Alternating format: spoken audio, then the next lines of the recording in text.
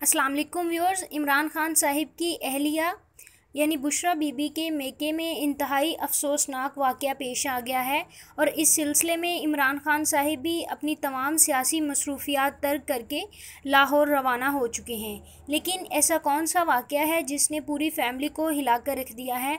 ये तमाम तफसीलात जानने से पहले आप मेरे चैनल को सब्सक्राइब कर दें ताकि मेरी नई आने वाली तमाम इन्फॉर्मेटिव वीडियो सबसे पहले पहुंचें आपके पास।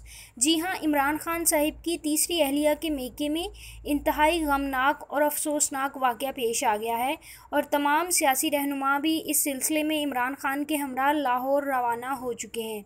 बुशरा बीबी की दादी जान, जो कि पिछले काफ़ी दिनों से बीमार थीं और अस्पताल में इनका इलाज भी हो रहा था, लेकिन आज वो इंतकाल कर गई हैं, जिसके बाद इमरान खान और दीगर करीबी सियासी रहनुमा भी इमरान खान के हमरा लाहौर रवाना हो चुके हैं।